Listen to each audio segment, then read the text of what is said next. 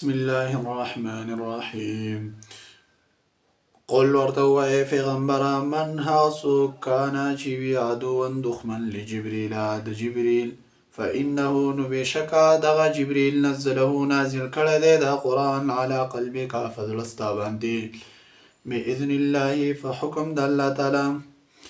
مصدقا تصديقون كده لما ها كتاب لرا بين يديه چه مخيو داغنا وهدى او هدايت دي وبشرى او زير دي للمؤمنين دفارا دا مؤمنانو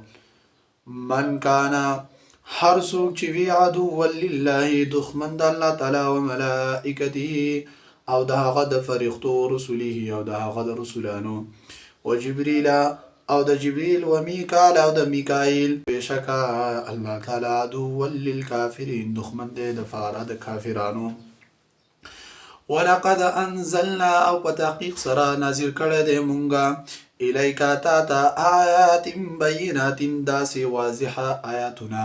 آیات بینات خکار آیاتنا وما يكفر بها او كفر نكي پدي آياتن سرا إلا الفاسقون مگر فاسقان خلق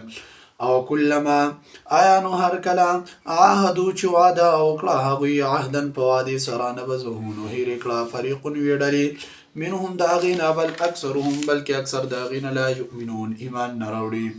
ولما أو هر كلام جاءهم چراغ غيدا رسول يو في رسول يو پیغمبر من عند الله ده طرف د الله تعالى أنا مصدقا تصديقون كولما هغا كتاب لرا معهم چه ده هغوی سرو نغزا نو اغرزولو فريق ويدلي من الذين دا كسان اوتوا الكتاب چورکلشو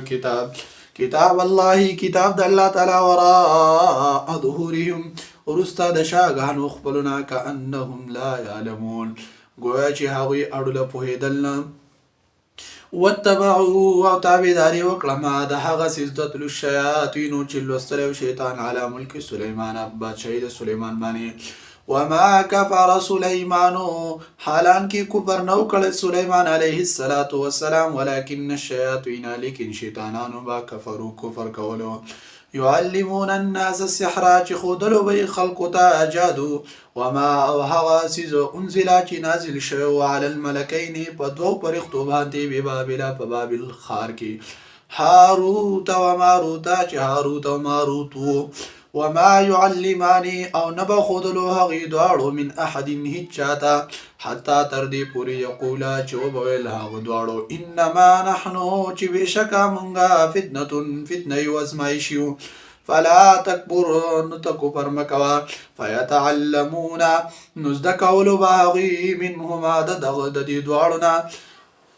فيتعلمون نزدكولو باغي منهما ردي دوارنا ما هغسو يفرقون چي جدوالي براوستو به فاغي سرا بين المرء فمن دا سړکی وزوجي او د خدي داغي وما هم او نو هغي بزارين زر رسون کی به فاغي جادو سرا من احد هجاتا